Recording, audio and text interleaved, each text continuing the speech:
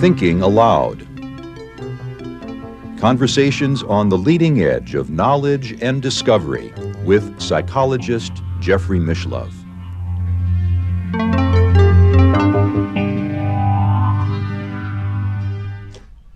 Hello and welcome. I'm Jeffrey Mishlove.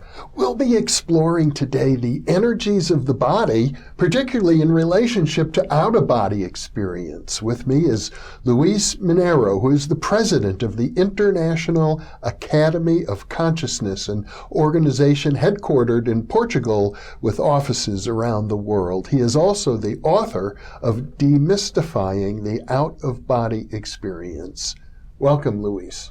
Thank you. Thank you for having me, Jeffrey. It's a pleasure to be with you. Now, I know that you write a lot about the out-of-body experience, but you also talk about the astral body, or as it's known to your organization, the psychosoma. Indeed, yeah. And you talk about the chakras, and we know that many cultural traditions have various words to use for subtle forms of biological energy. Right. Yes, and there are so many names as well, right? Mm-hmm. Some of the most common: chi, prana, vital energies, cosmic fluid, etc. There is a report almost of about 250 different synonyms from different cultures that they use these names for these types of energies. And typically, for each of those synonyms, there is a whole theoretical model and exercises. Exactly, exercises, techniques that they used, etc., etc. Yeah. Could be martial arts or yoga. Indeed. Or various forms of psychotherapy. Yeah, meditation, even some of the ones here more from Western civilization, like orgone from Wilhelm Reich, right? And also, of course, other from, Aborigines in Australia, Africa, etc. Yeah. But you are implying, I think, in your work that all of these different names basically are referring to the same phenomenology. Yes, most of them are referring to these more subtle types of energies. We use the term bioenergies to try to, separate them from the physical type of, energy. In which the energetic body is the one that processes these different energies, that also has received a lot of names. Maybe some of the most common ones are etheric body, or energy body, energosoma, etc. So, and this is the body that has all of these energetic centers that have been called of chakras as well. And the reason why this is interesting, especially in relation with the out-of-body experience, is because it is this energetic body that seems to hold the key towards the controlling the disconnection outside the body. If the energies tend to be a little bit more rigid or more stuck or more rusty or inflexible, then it's a little bit harder to disconnect. But if they're more in good shape, free-flowing, then it becomes easier to have out-of-body experiences. Well, even in the body, there is a sense that people can get stuck emotionally if the energies are blocked. Exactly, indeed. And sometimes it's, what came first, right? Did the emotional problem come first, and then it created an energetic block, or was the energetic block that came first and created the emotional problem that we are seeing, right? The symptom. But either way, certainly we can learn to unblock those energies, and that helps, with the emotional problem. Many people who are psychic readers will just they call it the aura, reading the aura, looking at there's some very detailed approaches. For example, Kundalini Yoga maps out hundreds and hundreds of energy pathways throughout the body where this energy can travel, and they sometimes identify precise areas where the energy gets blocked. Right, yes. They have very precise techniques for removing those blockages. Yes, indeed. And potentially we can have blockages in all of those areas. It's a little bit almost like the circulatory system for the human body, of course, that you have, this system of energetic channels and nadis, as sometimes they're called. Yes, the nadis. Yes, where the energy flows, right? And they connect, the different energy centers or interconnect the entire body with energies. Yeah. Now, these systems, as I understand it, in different cultures, ranging from acupuncture to Kundalini yoga to Reiki and therapy, yes, there are many similarities amongst them. Yes, there are indeed, and they are basically based on this energetic system, indeed. And you see how many cultures, for example, they talk about, or many ideologies, they talk about the main energy centers, the main chakras. Usually they are 7 in most of them, not all of them. Yeah. But of course, there are many more energy centers indeed. Acupuncture already, works with hundreds of them, so, and different other ideologies also work with many of them. So it almost seems as if we have one, just to get a picture of this, almost like one in each pore. It would seem that it's like a doorway of where we can absorb energy and we can, release energy through this little energetic center, right? Well, I think it's fair to say the physical body itself is pretty permeable. As well, yeah, our skin, indeed, yeah. Many times, if I were to go to a body therapist who works with these energies, the goal of the therapy is to help me to be fully in my body. yes, and especially to have the energetic system, the energies of the energetic system flowing well, so that we are healthy, we are stable, we are in equilibrium, etc. But once the energies are flowing well, and especially they become more flexible, then we can also use them to disconnect from the body, which is the other very big use that we give to them. Because a lot of these therapists, I think, would say that people already spend too much time out of their body, they don't even know it. Yes, I've heard that. I think that probably that's a little bit of more of a literal, or how could I say, a description, more in the sense that we are thinking about other things, but daydreaming. Yeah, daydreaming. But the actual disconnection from the body is not that common. Well, let's talk about that, because you're suggesting that we have a psychosoma, or an astral body, right, which is a vehicle of our consciousness, and it is capable of separating completely from the physical body. Exactly, in the case of the out-of-body experience. So we separate completely from the physical body, and now us manifesting, in this astral body or psychosoma, we can have a real experience outside of the physical body, and then of course we return to the physical body, we remember it, and we can talk about it. And a great deal of literature refers to the silver cord, some kind of a connection between the astral body and the physical body. Yes. That's also part of your tradition. Yes, and part of the energetic body. And again, trying to make the distinction a little bit between the ideas and the experience, the observations, the direct observation. For everything that we see, when you have an out-of-body experience, you can not only see the silver cord, but you can interact with it. You can actually even, touch it, grab it, because what happens is that with the psychosoma or the astral body, with the hand of it, you can put it through a wall, so it'll go through a wall, for example, but you are not able to go across yourself, because you're almost like the same density. So with one hand of the psychosoma or of the astral body, you can grab your other arm, you can make sure that you are complete, we could put it this way, and you realize that there is some substance that it is made of. And by the same token, then, I don't know if I am going to scare or surprise some of the viewers, but you can also reach back and grab the silver cord and, explore it. Like it connects to the back of the neck or something? It connects to the back of the neck of the psychosoma, of the astral body. Now, and you can grab it. It has more or less, to give you an idea, maybe the thickness of about 2 to 3 of our fingers, more or less, to try to give an idea. And also, it's not a static connection like grabbing a hose or, an electrical cable, but it feels more like when we're taking our pulse, that you feel that there is something pulsating there, and then it seems to be sending energies back and forth from the astral body to the physical body. So it's part of the energetic mechanism that connects the physical body to the psychosoma or astral body. Now, I gather, since you're speaking with a lot of certainty about this, that within your organization there are multiple independent reports of this. Of this, yes. And even I sometimes, when I'm giving the classes, because I have also already done it, I sometimes suggest to students as well to try this, so as for them to, have the experience, again, the direct observation of this,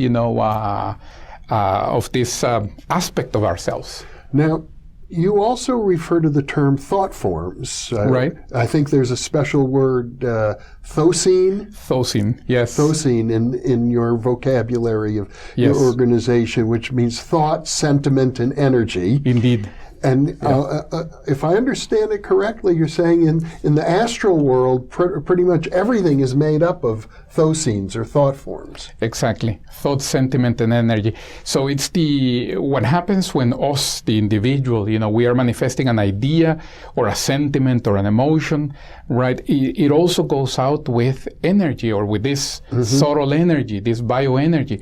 And it's almost as if we are sending this little packets of energy with intellectual information, thoughts, and emotional information, so sentiments or emotions. And we are all the time releasing this information into the environment. And even this is part of the information that is contained in our aura. So when psychics say that they're reading your aura, that they can read, what are you concerned with, and other aspects, what they are reading in essence is, this energetic information that we have been manifesting. Now, outside the body, this is basically the building blocks for everything. Certainly, we are sending out this energetic information, and then we create fields of energy that would be the different realities, or what people call the different dimensions that you're able to experience as you are outside the body. So here's my question now, with regard to the silver cord. Yes. Is the silver cord an example of a thought form, or is it something that exists independent of our thought? Yeah, it seems to be something different. It's almost like the physical body. That it seems. So the physical body certainly is, a form of energy, very, very dense, of course. And then the energetic system that is made up of all of the energetic centers, the chakras, the silver cord, the aura, the etheric body, seems to be energy that is a little bit more subtle than the physical body. And then that system is the one that manifests these thought forms, or thought forms with sentiments and emotions, not just thoughts, right? So they would be sort of like two different things. One thing is the system, the actual vehicle, and another thing is the production of the vehicle of this energetic information, which, by the way, many people perceive even here inside the body. Of course, outside the body is much more obvious, palpable. I'm still stuck a little bit, though, on trying to figure out, when we talk about, let's just say, the astral body, it almost seems as if the very term is something that's convenient, because we're in the habit of thinking in terms of our physical body. Yes. So it would be convenient to imagine that we have an astral body. Yes. That would certainly help explain out-of-body experiences. Right. And yet I wonder if it isn't just a creation of our own thoughts. Yes. And to a certain extent, you're right. Because what happens is, when we have an out-of-body experience, the astral body or the psychosoma looks exactly like our physical body to the most minute detail. Even the little scar from when we fell when we were 11 and broke our arm, that we have it on the physical body, the psychosoma or the astral body also has it. So what you realize is that the reason why your astral body looks exactly like your physical body is because of self-image, because of the conditioning of yourself. Right. And then it looks humanoid. It has two, upper extremities and lower extremities. Even though this is completely unnecessary outside the body, I always mention this. We have a trunk, and of course here our torso inside the body has a function. It holds the organs, it protects them, etc.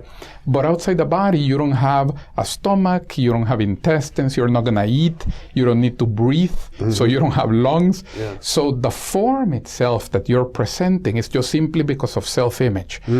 And then, yes, along those lines, the astral body and the psychosoma would be almost like a thought form, almost like, a little bit more of a condensed thosenes or energetic information.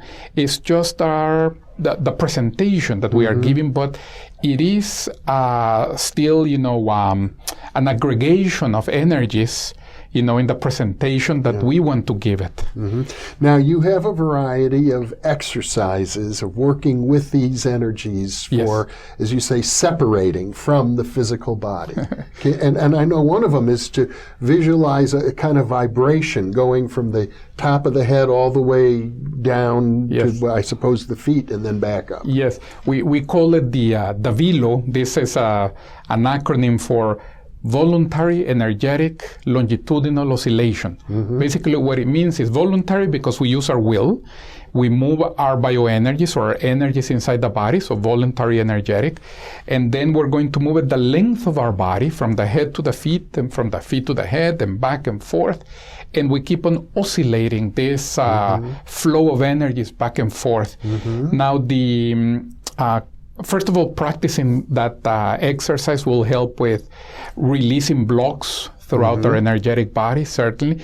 But also, as we intensify this flow that is going up and down through our body, we eventually, once we master it a little bit more, we eventually arrive at this state that is called of the vibrational state. And in that state, what is happening is that basically our energetic system became very active and we are vibrating. How rapid are these vibrations? The vibrations can be very rapid. You feel a vibration. Sometimes people describe, for example, just using the descriptions of many of the students, they almost feel as if somebody had opened a bottle of champagne inside of them, and all of this bubbly comes about. So that actually, I find that a very accurate description, because you feel like you have an internal earthquake, but it's a very quick vibration all over the world, all over the body. Like an alpha rhythm might be 7 to 10 cycles a second. This is at this moment, the velo that was going up and down got replaced by the vibrations, and now you're just feeling the vibrations all over the body. So it's no longer necessarily moving up and down. So there isn't it starts that way and then it starts shifts. that way, yes, and then it shifts into the vibrations. Now, when you produce strong enough vibrational state, because you're going to see that you can focus on the vibration and you can intensify it, that's what produces the disconnection from the body. And I know that, many people, there are many reports of individuals when they have their spontaneous out-of-body experiences, they originate from these vibrations, that they don't know how they came about, but in the middle of the night they wake up, they are vibrating, and then they end up having an out-of-body experience. Even our friend that we were discussing, Monroe. Yes, Robert Monroe. Yes, his technique for having out-of-body experiences originally was precisely inducing these vibrations. So the velo, or this oscillation of the energies up and down, as we master it, it induces the vibratory condition, which promotes the out-of-body experience. Now, I would imagine that if you've got people who are able to do this at will, the next logical step would be to get a laboratory where you could measure physiologically what occurs when this separation happens. Exactly. And we think alike. So we actually have several already experiments, at this moment that are undergoing in trying precisely to understand what is happening. One is the physiological aspect of what is occurring. Just recently we were at Sophia University doing some of these experiments with certain friends and colleagues of ours. But also there is a researcher at IAC trying to give you a little bit of a slight variation of this. IAC meaning your International Academy of Consciousness. Exactly, at our organization that is doing research on detecting these vibrations in a functional MRI. And then what he does is he goes into the machine, he starts to do these exercises. And, of course, the functional MRI is designed to detect the functioning inside the body of the activity of the body. Yes. But what happens when he goes into these different states of vibration is that the machine starts to show activation not just in the brain and in several areas of the body, but also starts to show activation outside of it, something that the machine is not designed to do. Oh. So it's basically, we could say it's another way, or, you know, obviously this is still a very preliminary study in which it's starting to capture the energy and the bioenergy the subtle energy. The subtle energies that is outside of our body. And, you know, when people and even clairvoyants, they say that they see the energetic body or the etheric body. The layers. They always describe it a little bit outside the body. Yes. It's like a little fatter, a little thicker than just simply our physical body. I see. Well, and often my understanding is that aura readers they're all very different. They see things, but their descriptions never really match up very well from one person to the next. I agree.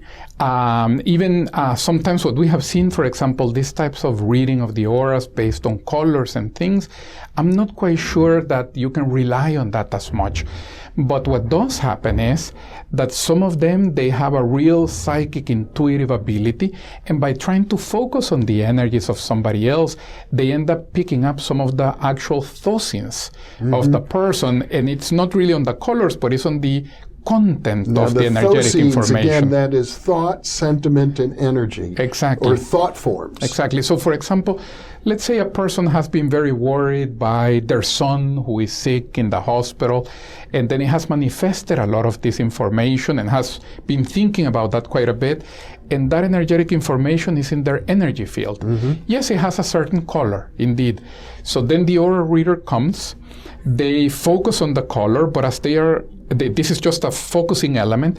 As they get a little bit more into perceiving the energetic information, they start to pick up, the concern for their son, whether they have been, a little bit more sad because maybe it's a very serious situation, or a little bit more hopeful because the person is coming out of it. They will be able to pick that up.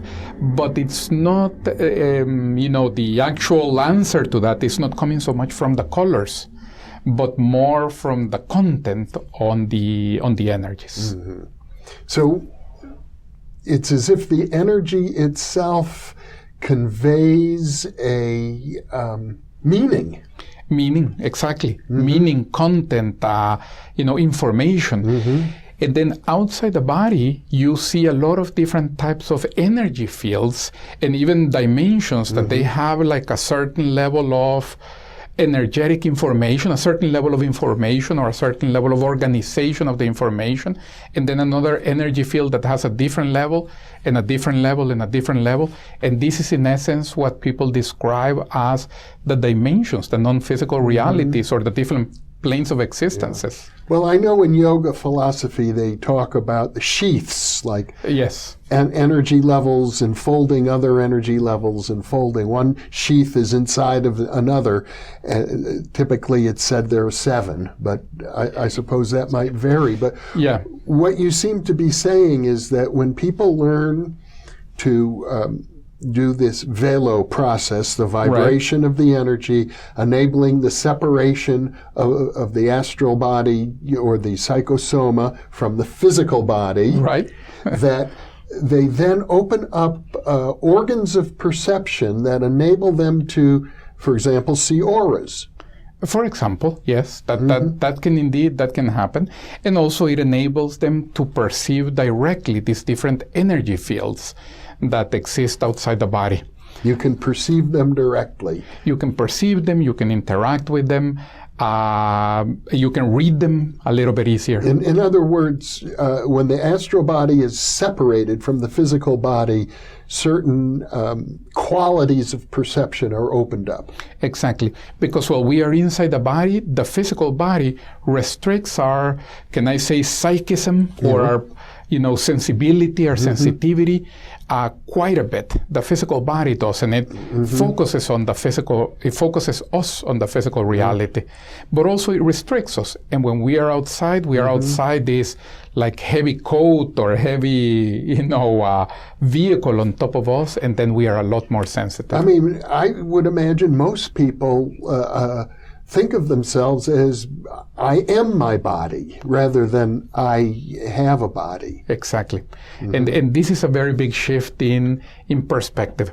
When you have out-of-body experiences, you realize there is my body, and you see it almost the way you would see an old car that you have been using, let's say, for 10 years, and you like your car. You have it the way you want it.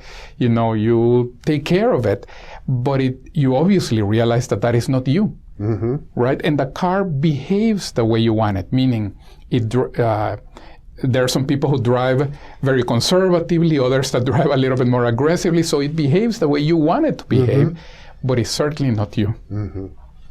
Well, that's key, because, I mean, it has something to do that's very basic to our understanding of who we are. What does it mean to be human? Exactly. It goes to the core of our understanding of certain fundamental things, indeed. So you realize with the out-of-body experience that we are, much more than just simply the identity that we have been used to in this physical reality, in this physical life. I mean, some people might say, well, I am my body, but my body is much more than I ever thought it was. But you're not going there.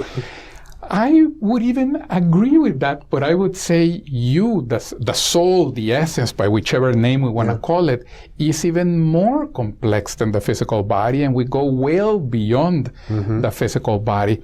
And we can experience this. So this is one of the interesting things of the out-of-body experience, that it allows us not to stay only in the philosophy or at an informational level, but in a very experiential fashion, we can get evidence and, we can observe these realities.